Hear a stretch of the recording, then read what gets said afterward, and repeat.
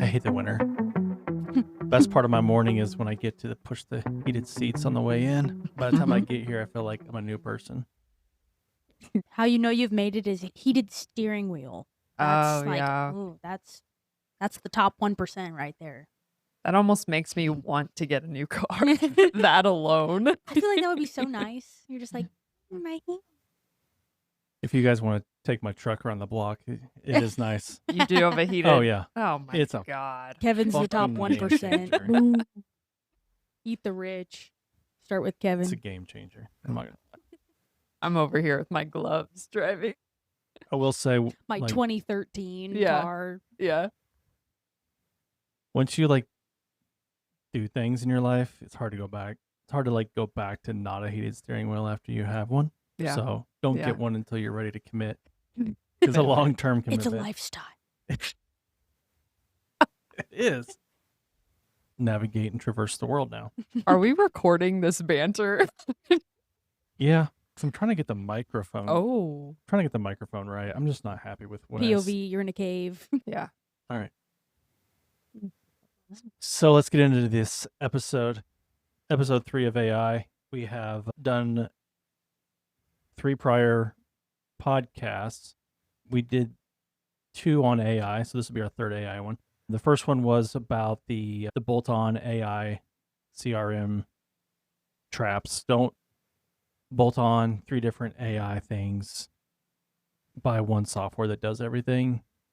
You're going to be way better off without Zapier and relying on technology pass-throughs. Just get one that works, does everything. Hook up your phone, hook up your chatbot, hook up your CRM, hook up your telephone system, your calendar, your booking appointments, whatever it is. All in one place. All in one place. Don't be fractional.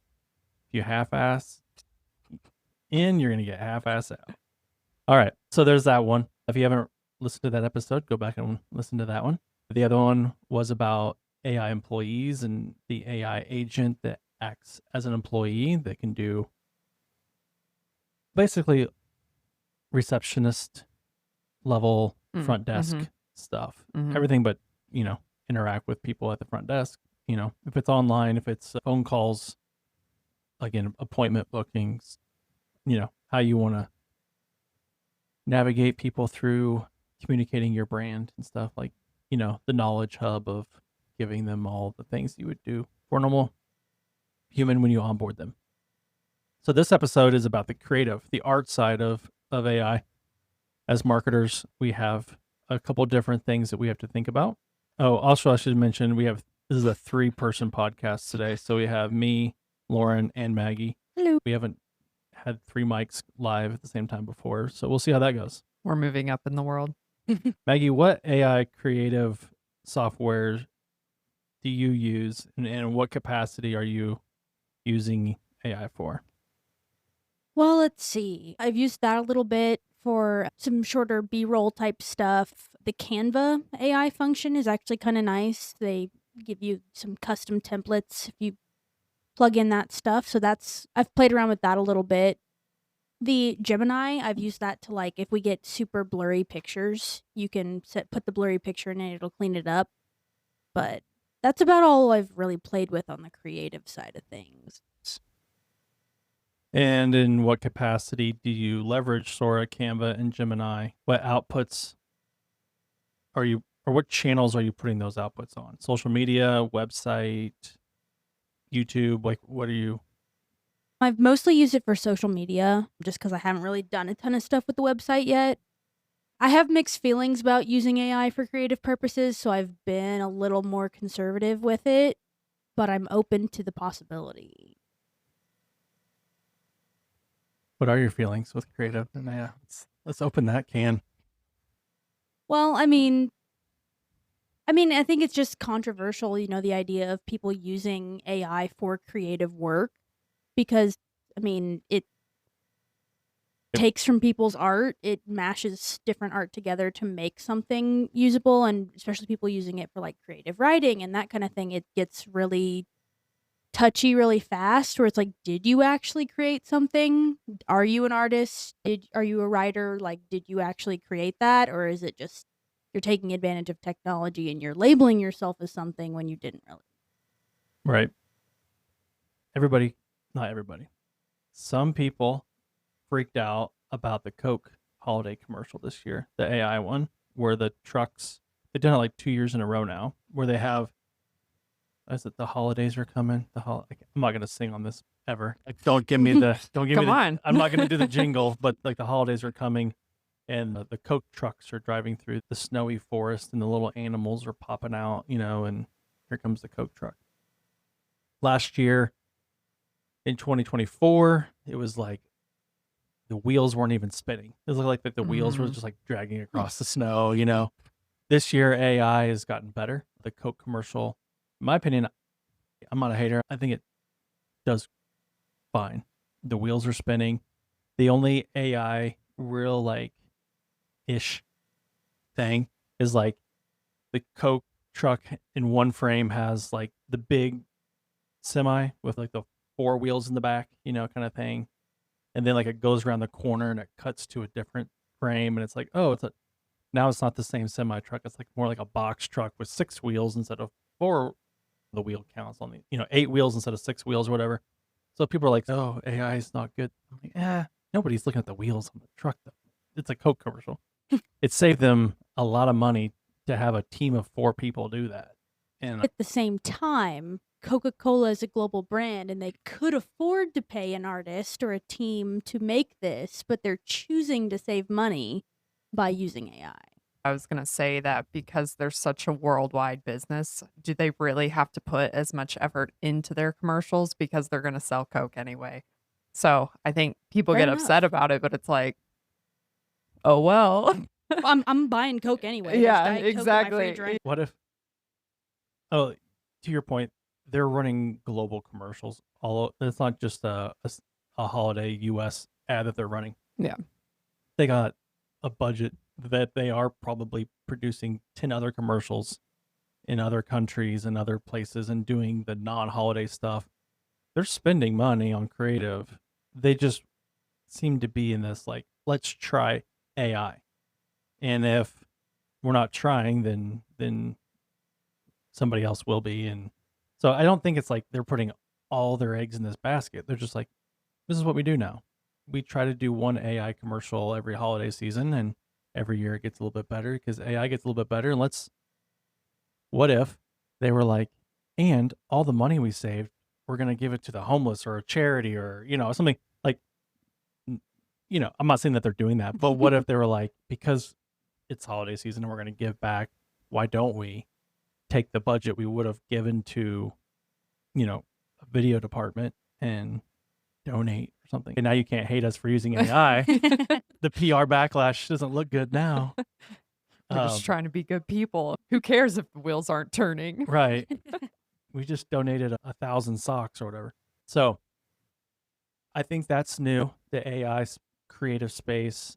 And to Maggie's earlier point about it's a little bit of a hot topic. There's a lot of people ready to bark and bite at brands like Coke who stick their toe in that water and they're like, let's just try it and see. I saw a Bank of America ad on Twitter, X, whatever we're calling it, yesterday, scrolling through. It looked AI AF.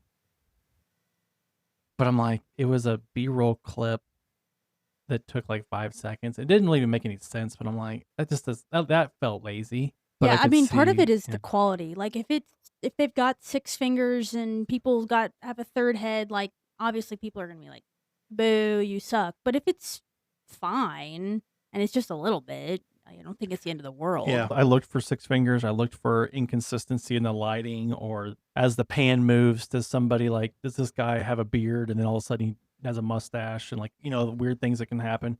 None of that happened. I mean, I think Bank of America put enough effort and time, and they have a quality control angle behind the AI that's like, we're not going to put something out that looks like complete crap, but we are going to use AI when we're just trying to throw a quick, we're going to throw out 20 tweets today, or, you know, this week or whatever that their calendar looks like. And if 10% or 5% of our stuff is AI, I mean, we got to try. We can't be left behind because we're worried about the barkers and the biters on LinkedIn and Reddit and everybody else saying, oh, look, it's AI. Don't go all in, but maybe carve off 10% or 20% of your budget or your calendar. I don't know. My thoughts. I could be wrong. Lauren, you've been quiet over there.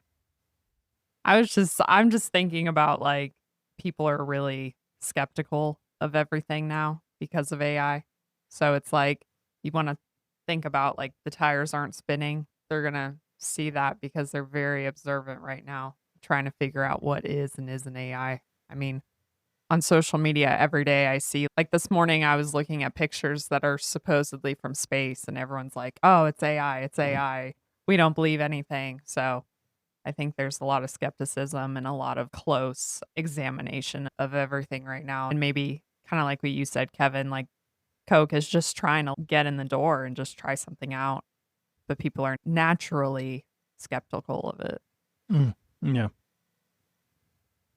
Weird times. Like if Yeah. you're a big brand in a major corporation, you can't do what everybody else is doing. You got to hold yourself to this standard. Hey, let's do a 10-second TikTok and have fun. Like, no, you can't have fun. You can't play with these toys. These are our Yeah. toys. I think that's wrong thinking too. I think there's got to be a healthy balance. And maybe it would be nice if they were like a little bit more PR forward about it and say, I think to be totally transparent, there is a YouTube video out there on Coke's YouTube channel about the production and the making of the AI commercial. They're not trying to like hide behind it and say, no, this is real.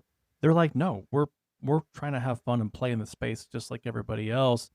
Here's our full transparency of some of the different concepts we came up with, and should we be more hyper realistic or more two-dimensional cartoony? We're doing the things that everybody else is doing. Whether you're a small mom and pop shop trying to just save a buck on your own budget, or you're a major corporation, everybody's doing the same thing. And I think it's nice that they're actually trying to be transparent and be like, we're not doing this to save money. We're doing this to have fun and try new things. And if you want to yell at us for that, the world's full of haters, and we're not going to be batting 1,000 here, but we are out in front of it. And that's all you can do. I think that's all I would do if I was them. And you know, those haters are still buying Coke anyway. So Switch. Cancel Coke. Yeah.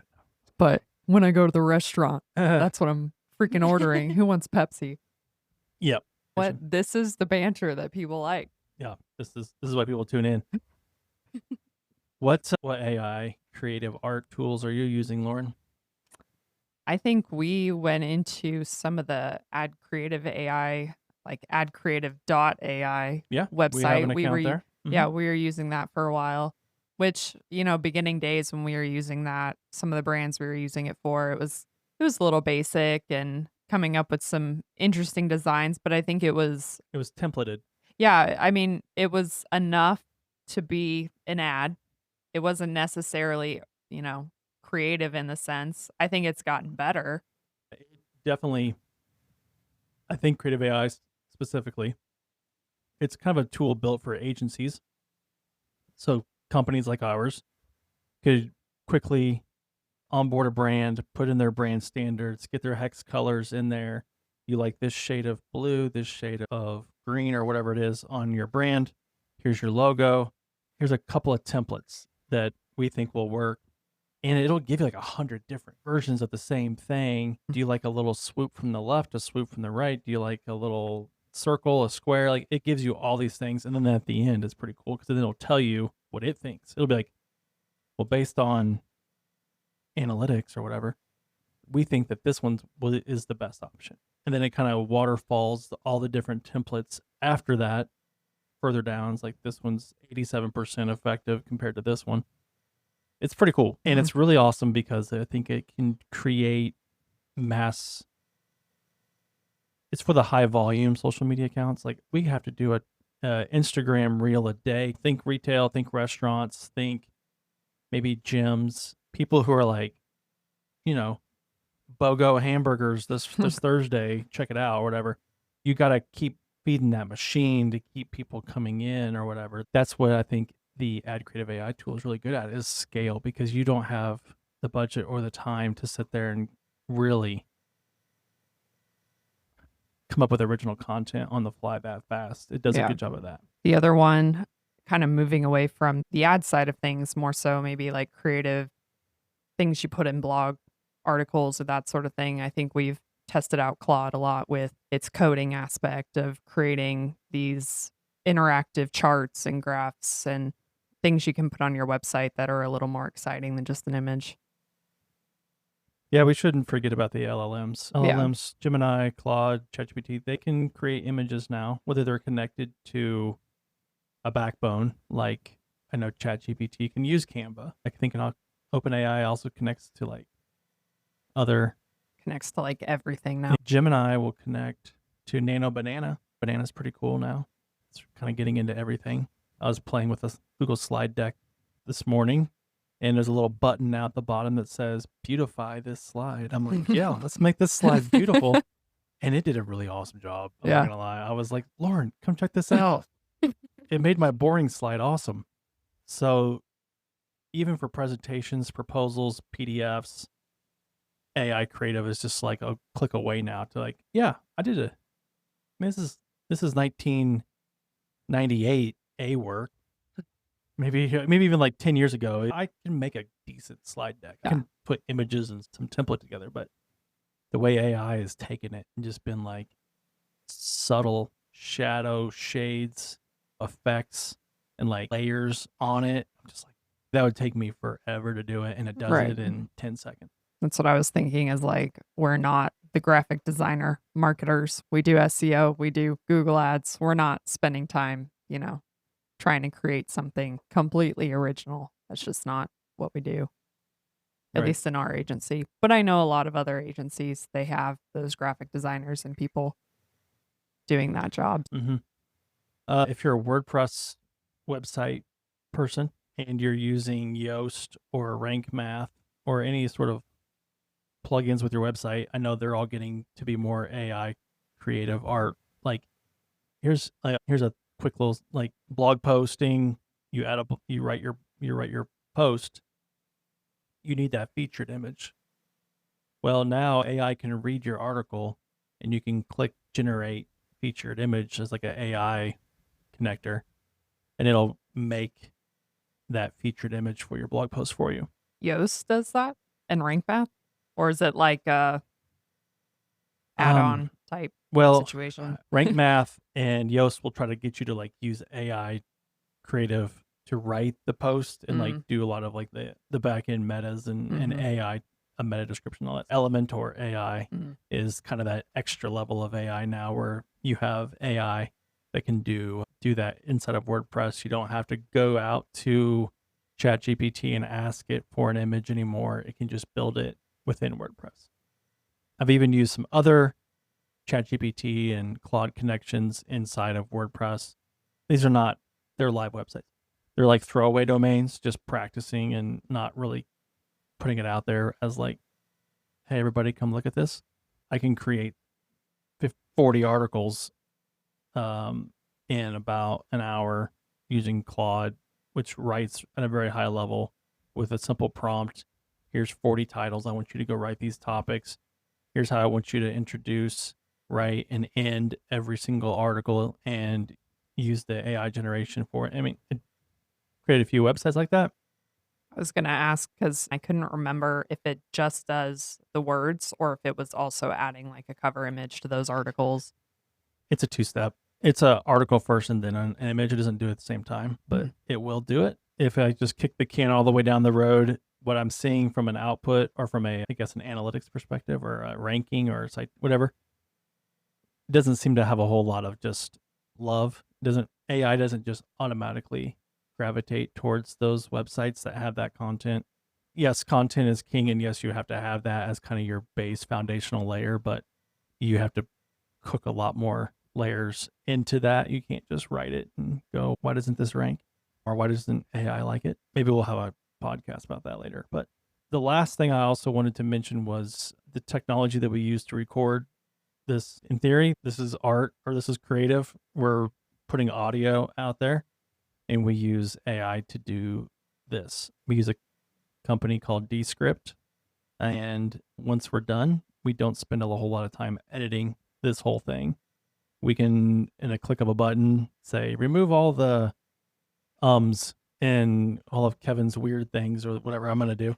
Throw in an intro, and then we can also give the MP3 or to YouTube or use the same AI tool to create little 15-second clips and Instagram reels and things from a podcast. So we're not having to cook all this ourselves. We just click record, and then at the back end, there's a lot of AI tools with the software we're using to record this. And then you can give it to a Notebook LM and have it create some sort of like Oh yeah, B-roll type thing that goes with your audio, and then you can post that on YouTube and yeah, all those things. make a video out of a podcast. Yeah, it's amazing what AI can do with a little bit of content. You Yeah. give it enough, and it'll run a mile for you. Mm-hmm. It's kind of awesome. Cool. I think we did a pretty good job talking about kind of what we're using and what we're doing. Maggie, do you have anything else you want to throw on that? Nope, I think we pretty much covered it. And I think we talked about the good stuff. What's the bad side? Like, I think we're kind of past two thumbs and weird, things, but we have seen, going back to Sora, I think, it doesn't do good with complex B-roll. Mm-hmm. It can do really quick 5-second easy clips, but it can't do like complex things yet. That is not enabled us to use in other technologies to make things hyper factory level, kind of rinse and repeat production level of video. Because it's just, you never know quite what you're going to get. Like sometimes the physics don't quite work, or people's, their hair's flying around weird. Like, it's not perfect, but it's a lot better than it used to be, like at the start of 2025. So that contrast is interesting. And I think that's what I kind of appreciated, going back to the Coke YouTube transparency for a minute. They were like, there's no way this happened in like one prompt, one time. Like, this was engineered and like to a point where maybe we didn't save a whole lot of time on this. We had AI make it, but AI is not a one take wonder. You got to like, oh, this didn't quite work right. Let's start over again. Let's try it this way, or let's just make it a 5-second clip, and then we'll try to redo the next clip better, and we'll stitch it together in the editing process. So there is that side where it's not fully hands off. You have to have a human on it. Yeah. Everyone that's like, AI is replacing humans, but you still have to prompt it to do what you want. Yep, and proof and edit it. This is a kind of a tangent story, but who doesn't like a story?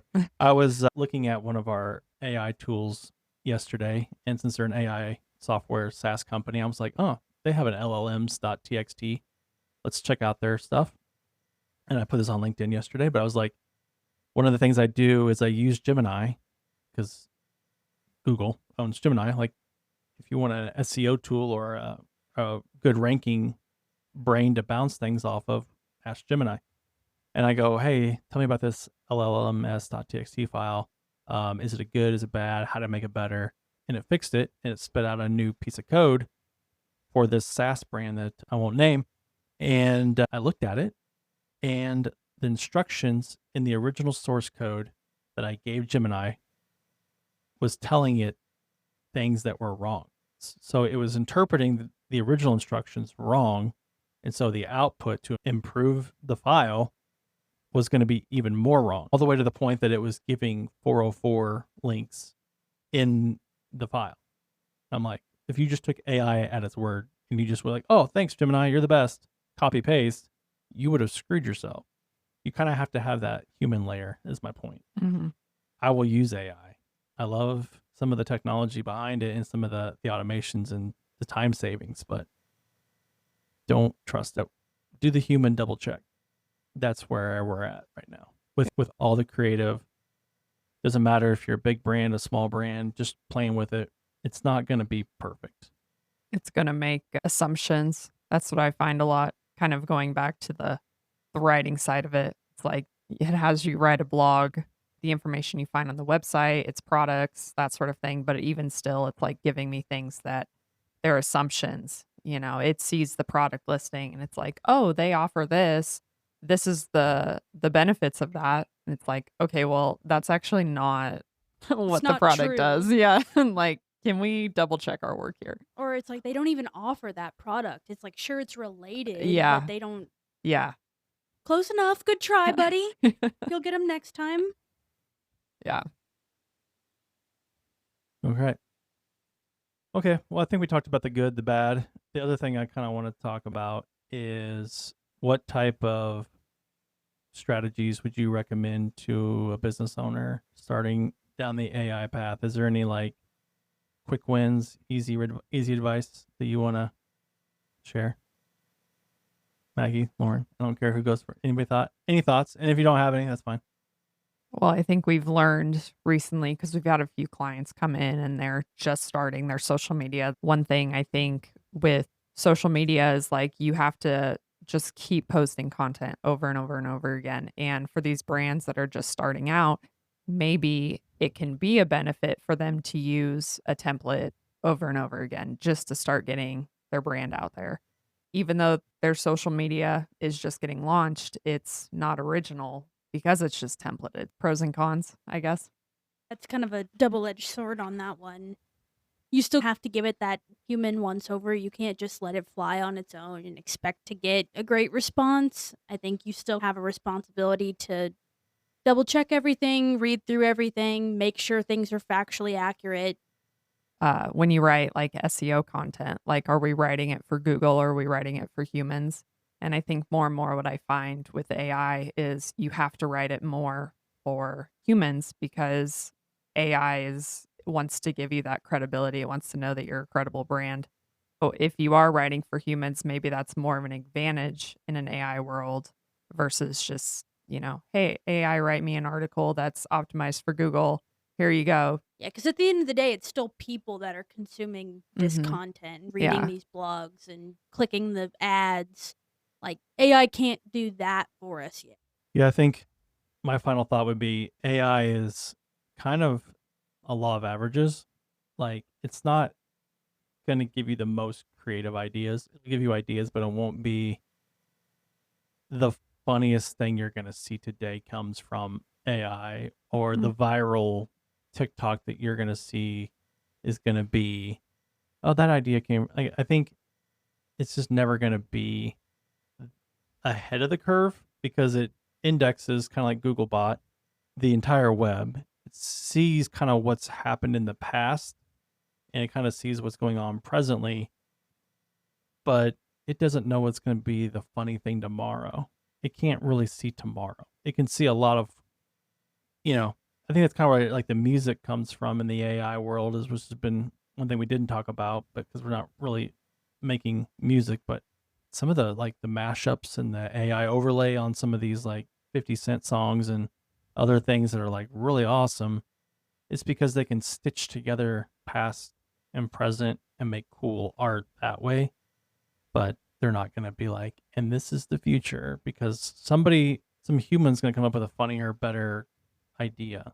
I had a conversation yesterday with somebody who was like trying to get to this like top of the we talked about funnels, top of the funnel, bottom of the funnel, and they're like, well, AI is going to tell me what to do because it has all the answers. And I'm like, maybe it will get you off a blank canvas and you can give us some ideas, but you're the expert.